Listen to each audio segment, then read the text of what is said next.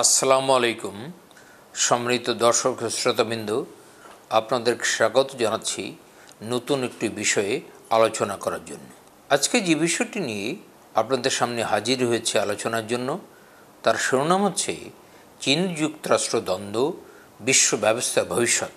যুক্তরাষ্ট্রের অর্থমন্ত্রী Janet Yellen, পররাষ্ট্রমন্ত্রী অ্যান্থনি ব্লিংকেন সহ অন্য মার্কিন কর্মকর্তারা বেশ কয়েক দফায় চীন সফর করার পরও যুক্তরাষ্ট্র চীন উত্তেজনা রয়ে গেছে। অধিকাংশ অমীমাংসিত বিষয়ে উভয় পক্ষের দ্বিমত থাকতেই পারে, কিন্তু সংলাপ চালিয়ে যাওয়া ভূরাজনীতির একটি অপরিহার্য অংশ।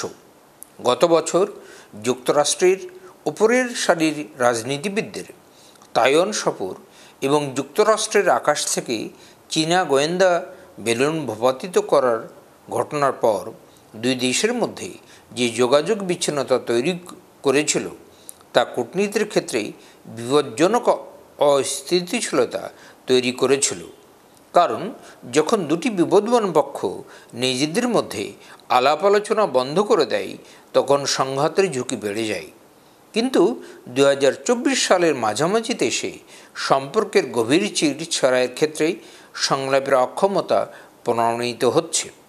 ইউক্রেন যুদ্ধ ইস্যুতে দুই দেশের অবস্থান, জাতীয় নিরাপত্তা নিয়ে তাদের মধ্যকার উদ্বেগ ও বাণিজ্য উত্তেজনার কারণে সৃষ্ট অচলাবস্থার কারণে এই প্রধান পরাশক্তির দুটির সংঘাত চলতে থাকবে বলে মনে হচ্ছে। চীন ও যুক্তরাষ্ট্রের মুখ দেখাদেখি বন্ধের কারণে বিভিন্ন বৈশ্বিক প্রতিষ্ঠান, ফোরাম ও সংস্থা বেশি ক্ষতির মুখে পড়বে। এর জেরে আঞ্চলিক জোটের গুরুত্ব অনেক বেড়ে যাবে। এই বসন্তে ওয়াশিংটনে অনুষ্ঠিত বিশ্বব্যাংক এবং আন্তর্জাতিক মুদ্রা তহবিলের বৈঠকে কিছু দুর্বলতা স্পষ্টভাবে ধরা পড়েছে।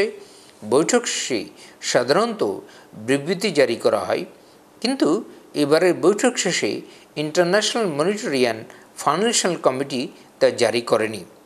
ইতিমধ্যে G20 আগের চেয়ে আরও বেশি বিভক্ত হয়েছে এবং সংগঠনটির কার্যকারিতা আরও কমে গেছে।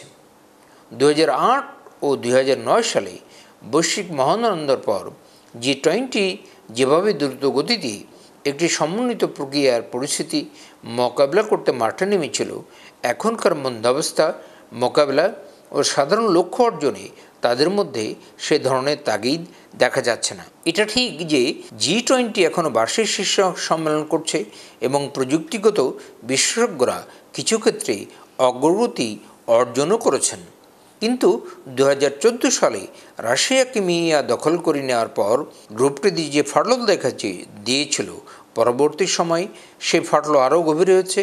ফলস্বরূপ G20কে এখন আর বিশ্ব কূটনীতির ফোরাম বলা যাচ্ছে না। আর এর ফাঁকে যুক্তরাষ্ট্রের প্রভাব প্রতিপত্তিকে প্রতিহত করার লক্ষ্যে চীনের উদ্যোগে দাঁড় করানো ব্রিক্স প্লাস সংগঠনটি আরও শক্তিশালী হয়ে উঠছে। এটি এখন মার্কিন নেতৃত্বাধীন বিশ্ব ব্যবস্থাকে হুমকির মধ্যে ঠেলে দিয়েছে। এটি এমন একটা অবস্থা সৃষ্টি করেছে যেখানে একটু উদীয়মান শক্তি আন্তর্জাতিক আধিপত্যকে স্থানচ্যুত করার হুমকি দিয়ে বিবদমান শক্তিগুলোকে যুদ্ধের দিকে ঠেলে দিচ্ছে।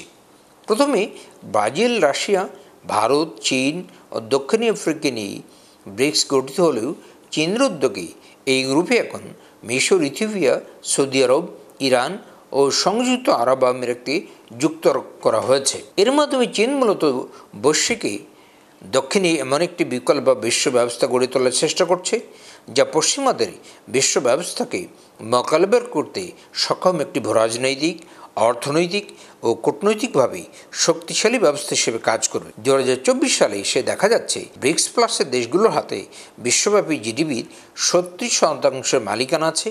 তাদের জনসংখ্যা বিশ্বের মোট জনসংখ্যার 45%। ইউরোপীয়দের নেতৃত্বাধীন IMF এবং যুক্তরাষ্ট্রের নেতৃত্বাধীন বিশ্ব ব্যাংকের সঙ্গে প্রতিযোগিতা করার সামর্থ্য অর্জনের লক্ষ্যে চীন যে চেষ্টা চালিয়ে যাচ্ছে, এইটিকেই তার এই অংশ হিসেবে দেখা হচ্ছে। চীন বৈশ্বিক দক্ষিণকে এক করে নিজের নেতৃত্বে নিতে পারবে কিনা তা এখনই বলা যাবে না। আমেরিকা নিশ্চিতভাবেই তেমনটা আশা করে না, কিন্তু বাস্তবতা হলো অন্যরা ব্রিক্স প্লাসকে একটি নতুন বৈশ্বিক অর্থনীতিকে দৃষ্টান্ত হিসেবে দেখছে। চীনের এই ক্রমবর্ধমান শক্তিকে ঠেকাতে যুক্তরাষ্ট্র যেসব পদক্ষেপ নিচ্ছে তা স্পষ্টতই অকার্যকর, বেশ পিছিয়ে থাকা পদক্ষেপ। G7কে আবার জাগিয়ে তোলার ক্ষেত্রেও যুক্তরাষ্ট্রের মধ্যে তেমন হেলদোল নেই। ফলে এই গ্রুপের পক্ষে উদীয়মান অথচ শক্তিশালী ব্রিক্স প্লাসকে ঠেকানো কঠিন হবে। আর ব্রিক্স প্লাসের দুর্দমনীয় গতি বৈশ্বিক দক্ষিণকে এমন জায়গায় নিয়ে যেতে পারে যা পশ্চিমা ব্যবস্থার যথার্থ বিকল্প শক্তি হয়ে উঠবে, আর সেটি হলো গোটা বিশ্ব ব্যবস্থারই খোল নলছে বদলে যাবে বলে মনে হয়। সম্মানিত দর্শক ও শ্রোতাবিন্দু, আমি যে বিষয়টি নিয়ে আলোচনা করছিলাম তার শিরোনাম ছিল চীন যুক্তরাষ্ট্র দ্বন্দ্ব, বিশ্ব ব্যবস্থার ভবিষ্যৎ। এটি আমি আলোচনা করছিলাম একটি জাতীয় পত্রিকায় গত 10 জুন 2024 তারিখে একটি উপসম্পাদকীয় কলাম থেকে। এখন এই বিষয়ের পরে আমার নিজস্ব কিছু মতামত আপনাদের সামনে এখন তুলে ধরছে। চীন যুক্তরাষ্ট্রের দ্বন্দ্ব বিরোধ এটি কোনো বিষয় নেই।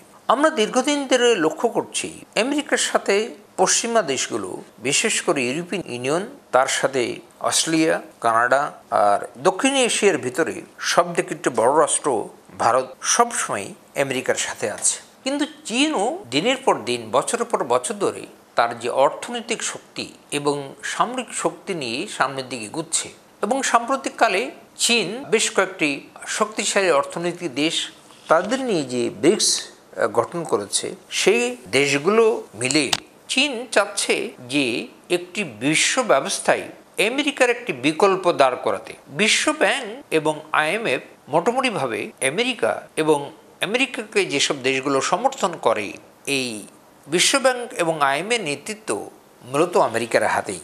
এখন চীন চাচ্ছে যে বিশ্বব্যাংক এবং IMF একটি বিকল্প অর্থনৈতিক শক্তি দাঁড় করাতে, যা গোটা বিশ্ব ব্যবস্থাকেই আপনার ভবিষ্যতে পাল্টে দিতে পারে।